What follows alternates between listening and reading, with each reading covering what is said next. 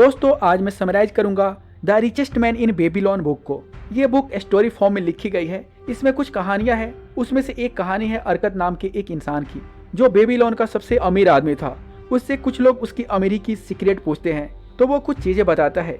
उन powerful lessons को discuss करेंगे लेकिन एक ट्विस्ट के साथ। हम इन लेसन्स को रिलेट करेंगे कुछ और फेमस बुक्स और ऑथर्स की आइडियाज से जो दुनिया भर के सक्सेसफुल लोगों ने फॉलो किया है। तो आइए जानते हैं अरकत से फाइनेंशियली फ्री होने की टेक्निक। तो इस वीडियो को एंड तक जरूर देखिए। तो चलिए डायरेक्ट आते हैं अरकत के बताए हुए स्टेप्स पर। स्टेप नंबर 1, पे योरसेल्फ फर्स्ट। अरकत कहता है अपनी इनकम का 10% हमेशा अपने लिए रखो। ये प्रिंसिपल वॉरेन बफेट का एक फेमस कोट से मैच करता है। Do not save what is left after spending, spend what is left after saving. जो भी आप कमा रहे हो उसमें से हर महीने 10% खुद को पे करो। इसका मतलब ये नहीं है कि हर महीने खुद के लिए नए कपड़े, नए जूते या नए मोबाइल ले लो और कहो कि मैं खुद को पे कर रहा हूँ। खुद को पे करने का मतलब है अपने कमाई का 10% अपने सेविंग्स में डालो। कई लोग ये कहते हैं कि ये बहुत मुश्किल है, हम कैसे करेंगे, इतना तो बचता ही नहीं है। जबकि ऐसा नहीं है। ज़्यादातर लोग पार्किंसन लॉ का शिकार हैं जो कहता है कि हमारे कमाई के हिसाब से हमारे एक्सपेंसेज मैच हो जाते हैं। जब कोई इंसान 10,000 रुपया कमाता है तो उसका एक्सपेंसेज उतना ही होता है, उसमें उसका घर चल जाता है। लेकिन जब वो 20,000 कमाने लग जाता है तब भी उसे वह कम पड़ते हैं। ये है पार्किंसन लॉ। अगर आप 10% सेव नहीं कर सकते हो तो एक सिचुएशन इमेजिन करो।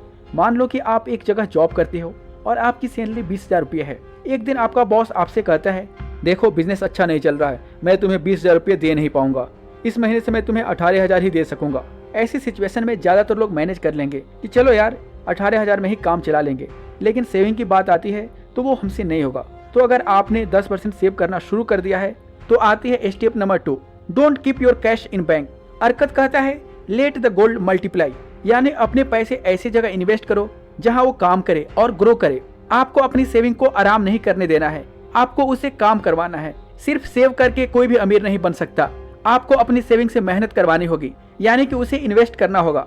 Rich dad poor dad book में रॉबर्ट कियोसाकी कहते हैं कि अमीर पैसों के लिए काम नहीं करते बल्कि पैसा अमीरों के लिए काम करता है, यानी कि उनका पैसा उन्हें और पैसा कमा कर देता है। तो आपको अपना पैसा इन्वेस्ट करना होगा ताकि वह पैसा आपको और पैसा कमा कर दे, और इस इन्वेस्टमेंट से जो भी प्रॉफिट मिलेगा उसे भी आपको नए इन्वेस्टमेंट में डालना होगा। ऐसा करने से कुछ सालों बाद आपके कई सारे इन्वेस्टमेंट्स होंगे और सब तरफ से आपको पैसा आ रहा होगा। अब इन्वेस्ट कहाँ करना है? अगर आप स्टॉक्स, म्यूचुअल फंड्स या रियल एस्टेट में इन्वेस्ट करते हैं तो आपका पैसा लॉन्ग टर्म के लिए काम करेगा। ये आप किसी YouTube वीडियो को देखकर डिसाइड मत करो, बस सही रिसर्च और ट्रस्टेड एडवाइजर की एडवाइस लेना मत भूलो।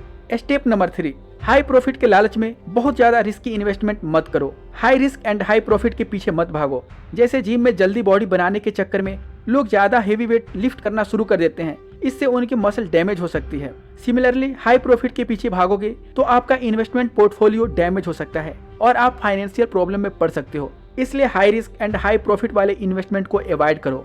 और देखिए आपको इन्वेस्टमेंट सीखना ही होगा, थोड़ी स्मार्टनेस दिखानी होगी। जो लोग पहले से इन्वेस्ट कर रहे हैं और अच्छा कर रहे हैं उनसे आप सीख सकते हो और इन्वेस्टमेंट रिलेटेड बुक्स पढ़ सकते हो या बुक समरी सुन सकते हो। Step number 4, create multiple sources of income. अरकत कहता है make the gold work for you, यानी पैसिव इनकम सोर्सेज क्रिएट करो। यही लेसन टी हार्व एकर की secret of the millionaire minds में मिलता है। Rich people have multiple streams of income. आपको कभी भी एक सिंगल सोर्स ऑफ इनकम पर डिपेंड नहीं रहना चाहिए। सिंगल इनकम पर डिपेंड होना बहुत रिस्की है। उसी तरह सारा पैसा एक ही जगह इन्वेस्ट नहीं करना चाहिए, यह भी बहुत रिस्की है। अगर आप सब कुछ एक सेक्टर में इन्वेस्ट कर दोगे और वह सेक्टर अगर डाउन होता है तो यह भी आपको फाइनेंशियल प्रॉब्लम में डाल देगा। इसलिए जो भी इन्वेस्ट कर रहे हो सब एक जगह इन्वेस्ट मत करो, अलग अलग सेक्टर में इन्वेस्ट करो। इससे यह होगा कि अगर कोई एक सेक्टर क्रैश होता भी है तो आपको ज्यादा फर्क नहीं पड़ेगा। इन्वेस्टमेंट्स के कई ऑप्शंस हैं, जैसे रेंटल इनकम है, रियल एस्टेट्स है, डिविडेंड पेइंग स्टॉक्स है, बॉन्ड्स हैं, रॉयल्टी इनकम्स है या बिजनेस है। अगर आप अरकत के इन 4 स्टेप्स को फॉलो करोगे तो कुछ साल बाद आपके पास कई इन्वेस्टमेंट्स होंगे जिसके जरिए आपके पास मल्टीपल सोर्सेज से इनकम आ रही होगी और फिर आपको शायद अपनी जॉब की जरूरत भी ना होगी। इसे समराइज करें तो स्टेप नंबर 1, जो भी आप कमा रहे हो उसका 10% सेव करो। स्टेप नंबर 2, उस सेविंग्स को आराम मत करने दो, उसे काम करवाओ, यानी उसको इन्वेस्ट करो। स्टेप नंबर 3, हाई प्रॉफिट के लालच में ज्यादा रिस्की इन्वेस्टमेंट मत करो। स्टेप नंबर 4, किसी एक बिजनेस या एक सेक्टर में पूरा इन्वेस्ट मत करो बल्कि अलग अलग जगह इन्वेस्ट करो, मतलब कीप योर पोर्टफोलियो डाइवर्सिफाइड। दोस्तों, the richest man in Babylon की टीचिंग्स टाइमलेस है और जब हम इन्हें सक्सेसफुल ऑथर्स के कॉन्सेप्ट से कंपेयर करते हैं तो एक चीज क्लियर होती है, फाइनेंशियल सक्सेस सिर्फ प्लानिंग और बेहतर डिसिप्लिन्ड हैबिट से मिलता है। आपको इनमें से सबसे पावरफुल लेसन कौन सा लगा, कमेंट करके जरूर बताइए। अगर ये वीडियो और हमारा एफर्ट्स पसंद आया है तो वीडियो को लाइक करें, शेयर करें और चैनल को जरूर सब्सक्राइब करिए। मिलते हैं अगले वीडियो में। Thanks for watching.